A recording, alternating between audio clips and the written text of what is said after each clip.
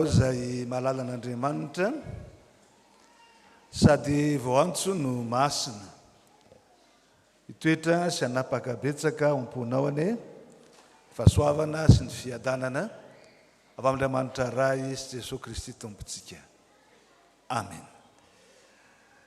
Ny tenin'Andriamanitra izay akatsika ny afatra ho antsika amin'izao lahady miloha ny andro krismasy na ny noely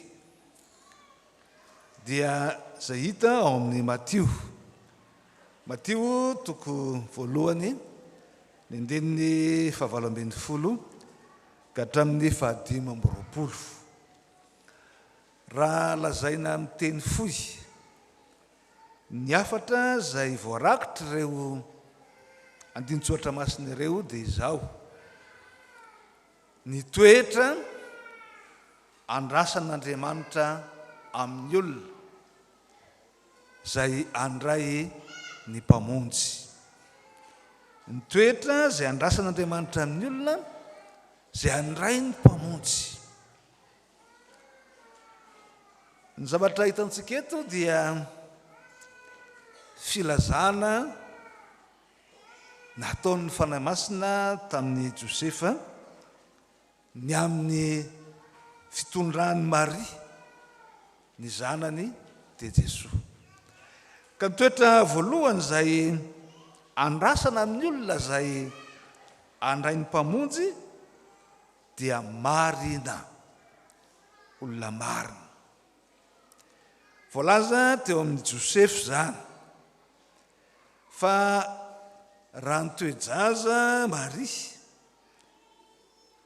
efa fofombadin'i Josefa dia raha nahita zany Josefa dia voalaza fa marina izy ka tsy tia hanala baraka any Maria ka tia hametraka azy mangingina. Tsy tao amin'ny fiarahamonina jiosy ihany fa na amin'ny fiarahamonina malagasy koa aza zany vehivavy mitoe-jaza kanefa tsy manambady isika dia fahafambaraka izany ary tena fahotana izany. Ary tamin'ny jiosy manokana dia fitolam-bato no sahaza izay atao amin'izany. Fa Josefa kosa dia ambara fa marina ka tsy tia hanala baraka azy ary mikasa hametraka azy mangingina. Ka ny toetra voalohany izay ambara hoe marina dia toetra izay tsy tia manala baraka ny hafa. Tsy tia raha ambaratsika hoe inona moa zany manala baraka eto, manao tsindrifa lavo raha zay marina, manao izay ahatonga ny olona anankiray izay efa ao anatin'ny fahamenarana, ao anatin'izay ambara hoe fahadosoana kanefa mbola atao indray izay atserovany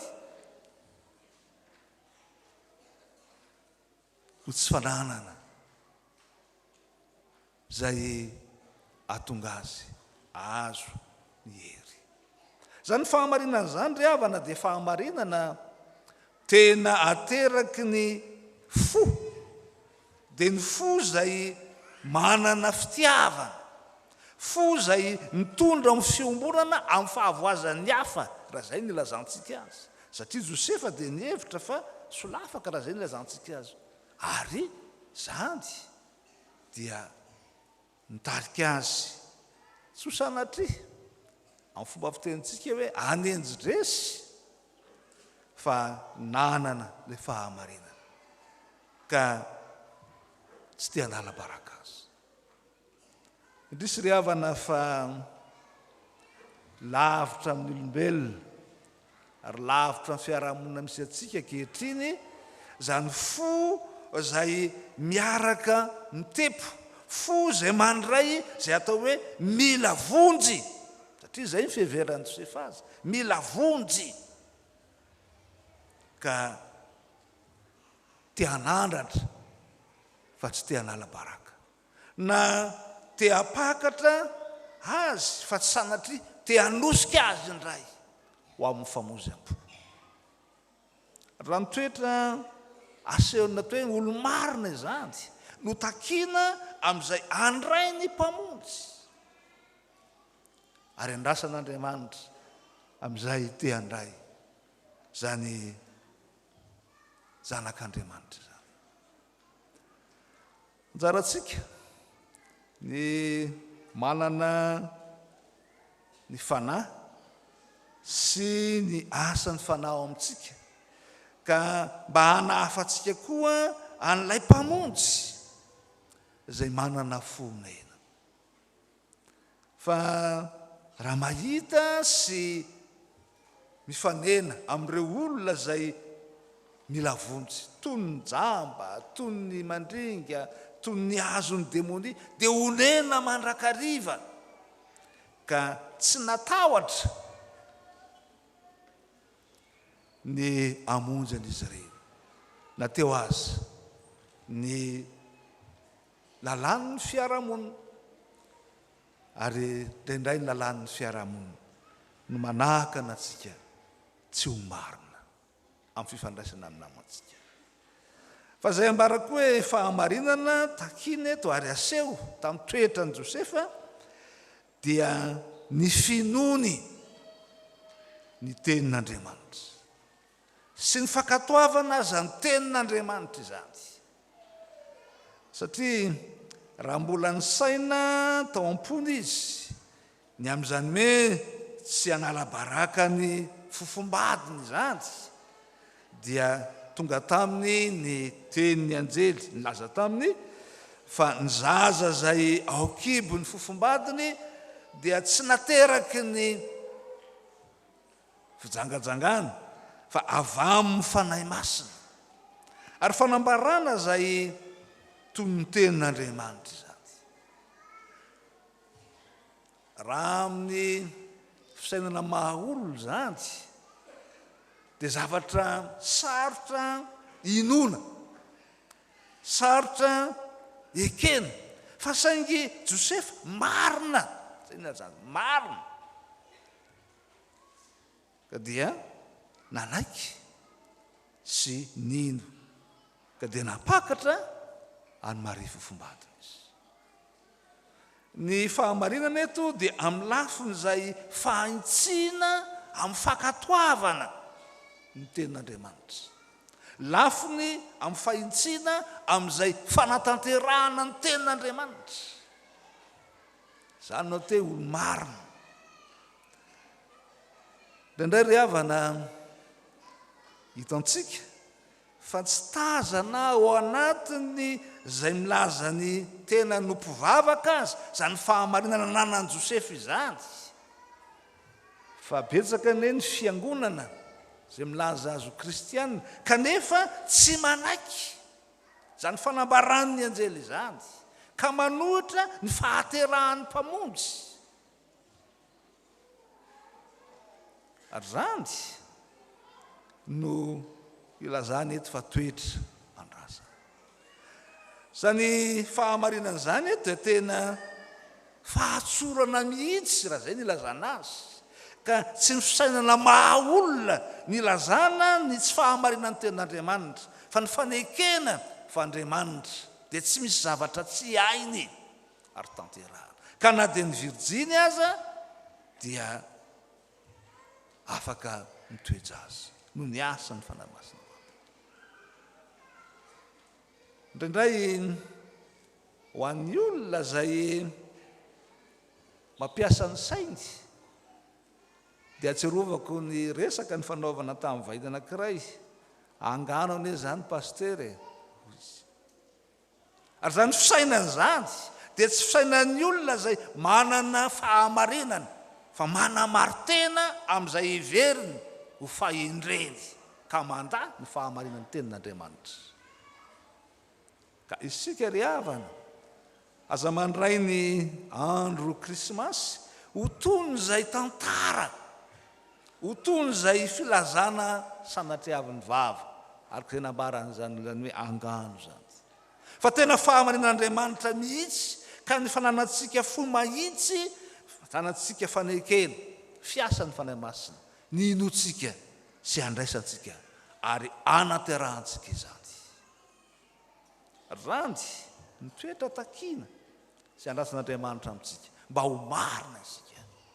Dia izay voalohany teo, mba hanana fonena ka iray fo amin'izay mila vonjy mba hahatonga azy ho amin'ny famonjena fa tsy ho sanatry ho hafa baraka, izany ho lavitra an'Andriamanitra ary anana fo mahitsy mahatoky sy ambarany ten'Andriamanitra.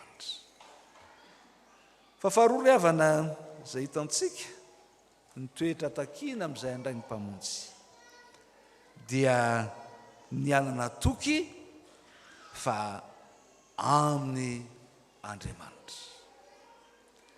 Ny toy ny filazana tamin'i Josefa dia izao, tsy zavatra voamaly zany ho ny anjely, fa efa nampilazana ny mpaminany, efa nambara sy nasiana tenen'ny mpaminany zany. Arak'izay hitantsika eo amin'ny Isaia toko fa 7:420 izay lazana fa ny Virjiny dia hiteraka zazalahy ary ny anarany dia atao hoe Emmanuel, Andriamanitra amintsika andriany fiadanana. Tsy zavatra voamaly zany ho ny anjely tamin'i Josefa, fa efa faminaniana, fanambarana zay efa natao ho an'ny olona rehetra ary dia tonga sy tanteraka ankehitriny. Ka minoho fa aminao na amintsika Andriamanitra. Ino moa no ambaran'izany ry havana? Filazany zany fa isika olombelona rehefa nanota dia tafasaraka tamin'Andriamanitra. Ahatsiarovantsika ny tantara ao amin'ny Genesis fa raha mbola tsy nanota Adama sy Eva dia niriaria ny fandray niara-monina tamin'Andriamanitra. Ary zany ny endrik'ilay filazany Jehovah hoe Adama aiza moa ianao? Niara-monina taminy, ny fanerasera taminy, feno fifaliana sy fiadanana. Fa rehefa nanota izy dia inona ny zavatra tsapany voalohany indrindra? Nitanjaka izy. Izany hoe tena malemy izy, tsy manam-piarovana, tsy misy izay iarovany akory aza ny tenany. Mba niaro tena ihany ny olona. Inona moa ny fiarovan-tena nataony voalohany indrindra? Efa natsiaro izy fa nitanjaka. Nanao akanjo ravin-kazo fa mbola nisoloana hoditra zany.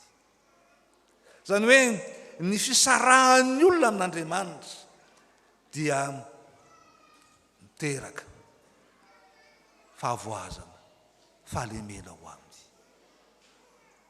Fa zany indrindra no nahaterahan'ny mpamonjy dia nimonjy ny olona amin'ny fahotany ka hitoerany eo anivon'ny olona. Rany niantsoina hoe Emmanuel, na amintsika Andriamanitra. Paoly apôstôly rehefa nandray izany teny zany hoe Emmanuel, amintsika Andriamanitra, dia nanao fanambarana nezinezina ka nilazany hoe raha amintsika Andriamanitra dia inona ozy? Iza no atohatra antsika? Iza no atohatra antsika raha amintsika Andriamanitra? Zany hoe tena famadihana mihitsy ny toerana izay nisy antsika. Raha lavy tamin'ny fahotantsika dia natsiaro fa malemy sy nitanjaka ka menatra ary niafina ny tavan'Andriamanitra, tsy nahita ny famirapiratany vonin'Andriamanitra. Fahoriana lehibe zany. Ary amin'ny soratra masina zany no endriky ny fahafatesana, zany no endriky ny tsy fanahana fiainana, satria ny fahafatesana dia amin'ny toerana izay tsy ahitana an'Andriamanitra.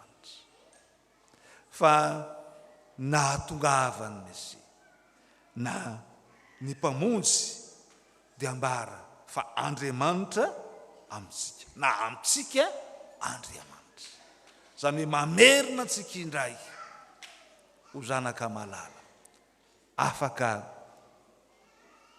hiara-monina sy hiara-toetra amin'Andriamanitra. Ry havana malala, vanim-potoana sarobidy, vanim-potoana ny krismasy na ny noely, fa vanim-potoana zay tokony atserovany izao tontolo zao, atserovany olombelona rehetra tokoa, fa Andriamanitra aminy. Ka na inona mety mampalemy antsika, na valana retiny io, na fahantrany io, na ororotany io, samy hafa rehetra, raha amintsika Andriamanitra dia toky lehibe ao antsika. Fa tsisy atodra antsika, ary tsisy asaraka antsika, ena fa ny fahafatesana azy no ny fitiavan'Andriamanitra. Vanim-potoana lehibe atserovantsika ny fitiavan'Andriamanitra zany. Zay ambarany Jaona moa any amin'ny Jaona 7:9-10, haitsika tsenjery tsara zany, fa toy zao no nitiavan'Andriamanitra zao tontolo zao, nomeny ny zanany latokana mba tsy ho very zay rehetra mino azy. Fa aninona izy? Anana fiainana mandrakizay. Zany fiainana mandrakizay zany ry havana azy eritreretiny hoe rahatry zay amin'ny fahataterana zany. Fa diny ankehitriny dia efa tsarofa amintsika Andriamanitra, miara-monina sy miara-mitoetra amintsika Andriamanitra. Mitakina amintsika na andras'Andriamanitra amintsika dia ny any anketsika ny raha mitoetra amintsika. Tsarovy ry havana fa Andriamanitra dia manakaiky atsika isan'andro. Andriamanitra dia te-toetra sy ara-monina amintsika isan'andro, fa isika no mandositra azy, ny olombelona no mandositra azy. Ary zany no hitantsika. Zany ry havana no mahatonga ny mpanao salamo any amin'ny Salamo 7:20 zay haitsika tsenjery tsara. Raha eo amin'ny 14 moa zay ilazanany hoe na dia mandeha mamaky loasaliko ny fahafatesana zaho dia tsy atahotra ny loza, fa inona izy? Fa ianao no amiko. Io hoe ianao no amiko io dia raha ambara amin'ny teny zay eto hoe Immanuela, na Andriamanitra amintsika. Ka na ny fahafatesana aza tsy loza ao antsika intsony, tsy mitoetra ao anatin'izay fanamelona isika, fa mandray ny famelan-kelo raha manaiky andray azy. Dia ny setriny any amin'ny 9 amin'ny Salamo 7:20 io dia ny hoe eny tokoa, inona izy ny toyiny? Fa soavana sy famindram-po no anarakay amin'ny andro rehetra zay iainako, ka ninona izy? Hitoetra ao an-tran'i Jehova andro lava aho. Zany no andrasan'Andriamanitra amintsika, tsy andositra azy na toinona feheveratsika ny tenatsika, fa nandray isika ny famelan-kelo, tsy ho fahazarana ihany ilazana hoe mitsangana. Ianao zay nibebaka marina ka nandray ny famelan-kelo, fa manana fahamarinana, fahatokiny ny fahatanterahany ten'Andriamanitra aminao, ka azahoanao manana fifaliana hitoetra ao an-tranon'i Jehova andro lava.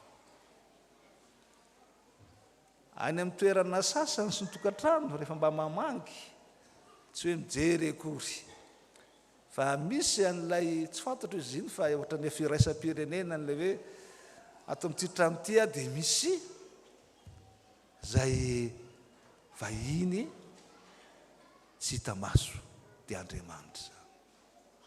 Vita soratra tsara mihitsy amin'ny teny samihafa. Andriamanitra dia mitoetra amin'ity trano ity. Andriamanitra dia monina amin'ity trano ity. Ary ny mpaminany azy dia efa nandeha lavitra ny amin'ny faminaniana, fa raha teraka ny mpamonjy dia avy amin'ny Virjiny. Fa Jesosy Kristy dia nilaza mihitsy kosa fa izy dia efa mitoetra ao am-pontsika, satria isika dia inona? Tempolo ny fanahy masina. ary ny tenin'Andriamanitra izay tonga mitoetra ao anaty tsy lavitra antsika itsony tonga nofo amintsika. Ry havana malala vanim-potoana tena tokony atserovantsika ny fotom-pinoantsika fa raha mandray ny fanasan'ny tompo isika dia averina hatrany ilay fahamarinana sy fanaovana ny fanasan'ny tompo hoe ilay tenin'ny tompo hoe zay mihinana ny nofoko sy misotro ny rako no maninona no mana fiainana ao aminy. Zany hoe tena mana Andriamanitra ao aminy ka izy no atohatra azy. Fotoana zay atserovantsika zany herin'Andriamanitra miasa ao anatin'ny fotsika zany ka tsy ampitanondrika atsika. Mamerina an'izany ihany ary havana satria fa mandeha sahady moa ny resaka amin'ny filazana samihafa ho avy indray ny valanaretina dia efa samy miororo daholo indray efa tonga tsy mahita fiainana sahady dia manontany hoe fa maninona ho miakatra be ty vidin-javatra ty ka iarovana ny confinement vaovao tsy mampaninona kory zany satria omen'Andriamanitra fisainana sika fa ny tokony hialatsika dia ny tebiteby sy ny tahotra fa toy ny zay tsy amintsika Andriamanitra andraikitra raisitsika zany fa tsaroa fa amintsika Andriamanitra ka na ny fahafatesana azy tsy asaraka atsika amin'ny fitiavana ary zany no afatsika miatrika ao anatin'ny fahamarinana fankalazantsika ny fahatserovana nahaterahan'ny mpamotsy. Ry havana malala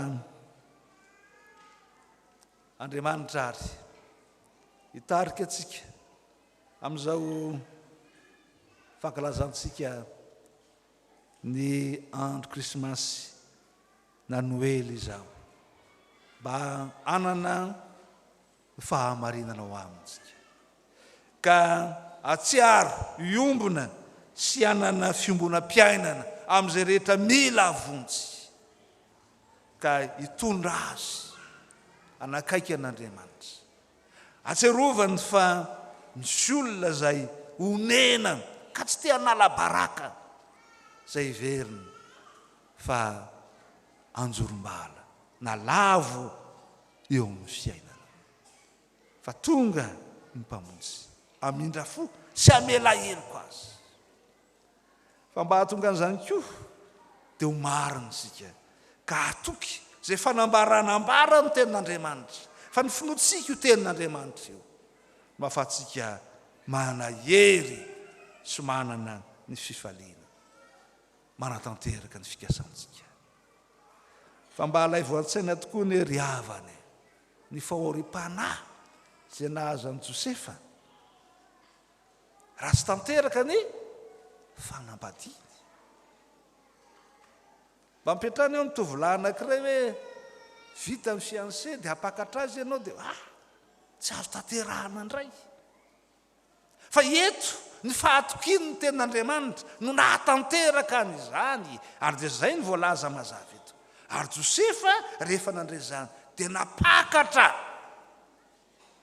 tanteraka ny faniriany tojo ny fifaliany satria ny tenin'Andriamanitra nanome azy ny fahazavan-tsaina ho amin'ny fiainana